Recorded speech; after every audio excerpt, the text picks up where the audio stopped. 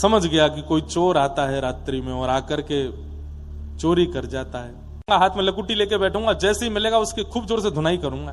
देख लिया इसने, जैसे ही लाठी लेकर के पीछे दौड़ा, लकुटी लेकर, रुक जा चोर चोर चोर।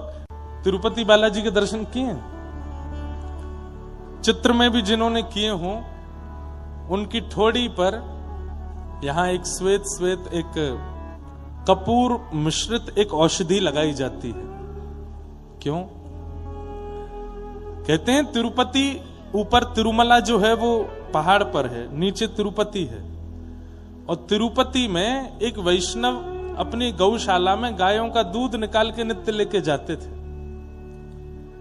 पैदल चढ़ के इतने भारी दूध के उन पात्रों को कंधे पर लाद के ऊपर लेके जाते और श्री वेंकटेश भगवान को दूध का भोग, जो भी सामग्री बनती, या घी भी निकलना हो, छाछ बननी हो, मक्खन निकलना हो, सब उसी दूध से होता था। इतनी संख्या में दूध लेकर के नीचे से जाते। ठाकुर जी ने उनसे एक बार प्रकट होकर के कहा, देखो हमें तुम्हारी गैयाओं का निकला हुआ दूध बहुत प्रिय लगता है, पर तुम इतनी मेहनत करके ऊपर आते हो, ये मुझसे देखा नहीं जाता। तो बोले क्या करूं? बोले तुम मत आया करो, अब मत आया करो, हम अपनी व्यवस्था ऊपर कर लेंगे। हम वेंकटाधिपति हैं, लक्ष्मीपति हैं, कहीं ना कहीं से हमारी व्यवस्था हो जाएगी, आप ऊपर मत आया करो। तो वो जो ग्वारिया थे ना, उनके नेत्र सजल हो गए। बोले अच्छा, तो मतलब अब मेरी जगह किसी और को बैठाने वाले हो, मुझको परिवर्तित कर रहे हो, सेवक बदल रहे हो। वही बात वो ग्वारिया कहने लगा वेंकटेश भगवान से कि नाथ, आपको मुझसे अच्छा कोई सेवक मिल गया है क्या, जो मेरी से? नहीं नहीं नहीं, ऐसी कोई बात नहीं है, बस तुम अब वयोवृद्ध हो गए हो, इतनी ऊपर चढ़ के आते हो, इसलिए हम कह रहे हैं कि तुम मत आया करो। उस सेवक ने कहा, बोले अब आप चाहे जितना मना करो, मैं तो आऊंगा। नित्य जाने लगे। ठाकुर जी बोले ऐसे नहीं मानेगो, मुंह को कुछ और करना पड़ेगा। सो रात्रि में ठाकुर जी एक ग्वारिया का रूप बनाते, ऊंची धोती पहन करके, सिर पर स्वाफा बांध के और अपना मुंह ऐसे ढक करके ठाकुर जी ग्वारिया बन के जाते। और जैसे ही वो ग्वारिया जिसकी गौशाला थी वो सो जाता, ठाकुर जी जाते और सब गैयाओं को खड़ा करके थन में मुख लगा करके सबका दूध पियाते। दूसरे दिन उसने सुबह जैसे ही दूध निकाला तो एक गैया का भी दूध नहीं मिला। चिंतित हो गया, इतनी सारी गैया मेरी, इनका दूध गया कहां? ठाकुर जी आके पी जाते रात में। और ठाकुर जी स्वयं आते, आकर के गैयाओं का स्पर्श करते तो गैया इतनी मंत्रमुग्ध हो जाती कि कुछ ना रम्माती ना चिल्लाती, कुछ नहीं कहती, ठाकुर जी को दूध पीने देती। सबको दूध पी के ठाकुर जी चले जाते। एक दिन निकला, 2 दिन निकले, 3 दिन निकल गए, दूध मिल ही नहीं रहा है। वो ग्वारिया सोचने लगा, मेरी गैया चरने जाती हैं, खूब प्रेम से चारा चरती हैं, पर दूध क्यों नहीं हो रहा है? और एकाध को नहीं हो, समझ में आती बात, एक गैया के भी दूध नहीं है। समझ गया कि कोई चोर आता है रात्रि में और आकर के चोरी कर जाता है। आज रात में सोने का बहाना बनाऊंगा, हाथ में लकुटी लेके बैठूंगा, जैसे ही मिलेगा उसकी खूब जोर से धुनाई करूंगा। रात में ऐसे आंख मीच करके लकुटी हाथ में लेकर के सोया, इतने में वेंकटादि भगवान, वेंकटेश भगवान आ गए। आ करके जैसे ही थन से मुख लगा करके पीने लगे।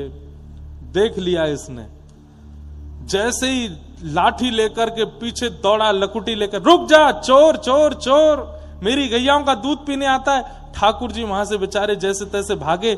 अब ठाकुर जी इतनी जोर से भागे, वो पकड़ तो पा नहीं रहा था, तो उसने अपनी लकुटी ऐसे घुमाई और जोर से घुमा करके मारी। ठाकुर जी उसी समय पीछे देख रहे थे कि ज्यादा पास तो नहीं आ गए, इतने में लकुटी आकर के यहीं लगी ठोड़ी पे।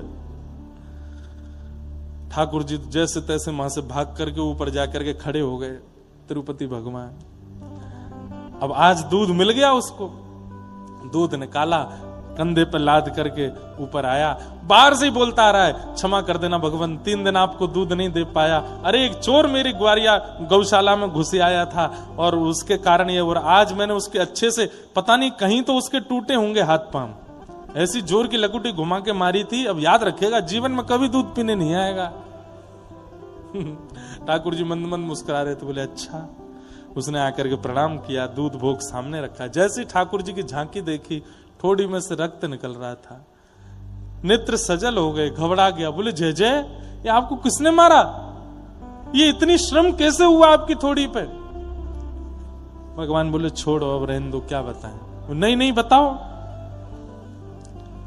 वो इंद्र भी होगा तो मैं स्वर्ग में जाकर के खींच के लाऊंगा उसको। किसने मारा आपको, बताओ।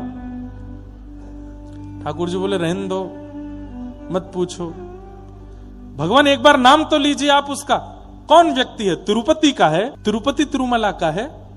तो ठाकुर जी बोले अच्छा, हमारे नगर के किसी व्यक्ति ने ऐसा किया? नाम बताइए आप, तुरंत नाम बताइए। ठाकुर जी बोले वो खम्भ में जाके देखो, वहां उसका नाम लिखा है। उस खंबे में प्रतिबिंब लगा था, शीशा लगा था। उसने जाकर के देखा, तुम्हारा नाम वाम तो नहीं, उसी का शक्ल दिखने लगी। कहां है भगवान? यहां तो कोई नहीं। बोले कुछ दिख रहा है? बोले ये तो प्रतिबिंब है, इसमें मैं ही दिख रहा हूं। बोले हाँ, इसने ही मारा है। ठाकुर जी बोले इसने ही मारा है। चरणों में गिर गए, रोने लगे। बोले नाथ, मैंने ऐसा नहीं किया। बोले 3 दिन से चोर आ रहा था? बोले हाँ। बोले तुमने एक बात विचार नहीं की? बोले क्या? हजारों गायों का एक व्यक्ति दूध कैसे पी सकता है? हजारों गायों का एक व्यक्ति दूध पी सकता है? नहीं। हजारों गायों का दूध कौन पी सकता है? केवल परमात्मा पी सकते हैं। तो बोले वो चोर कोई और नहीं, हम ही आए थे। तुम हमारी बात नहीं मान रहे थे, रोज ऊपर लेकर के दूध चले आते हो तिरुपति में। अब तुम नहीं माने तो हमने सोचा कि ऐसा क्या करें कि तुमको आना ना पड़े, हम ही नीचे आके गैयाओं का दूध पी जाते थे। पर आज तुमने ऐसी सेवा करी हमारी, है इतनी जोर से लकुट्टी मारी। चरणों में गिर गए। तुरंत एक औषधि बना करके ठाकुर जी की थोड़ी पर लगाई। प्रभु मेरे प्राण ले लीजिए, मेरे हाथ पैर कटवा दीजिए, मैं अब जीना नहीं चाहता, मैंने अपने नाथ को कष्ट दिया। ठाकुर जी बोले नहीं, अब तुम्हारी याद में जब तक पृथ्वी पर मेरा ये धाम तिरुपति विराजमान है, मैं नित्य इस औषधि को यहां लगाऊंगा ताकि तुम्हारी याद रहे।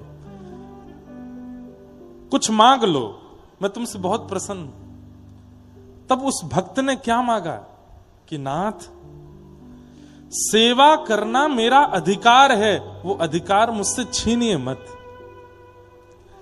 नित्य दूध निकालना, पात्र में रखना, चढ़ करके अब लाद के ऊपर लाना, आपको लगता है कि मुझे बहुत श्रम होता है, पर मुझे श्रम नहीं होता है। वो मेरा सौभाग्य है, मेरा अधिकार है।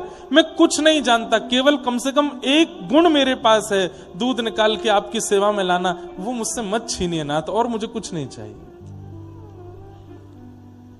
ये अधिकार मुझसे मत छीनिए, ये मेरा अधिकार है, मुझे दे दीजिए।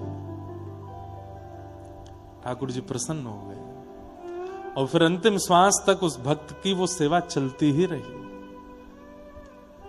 सेवा हमारा अधिकार है।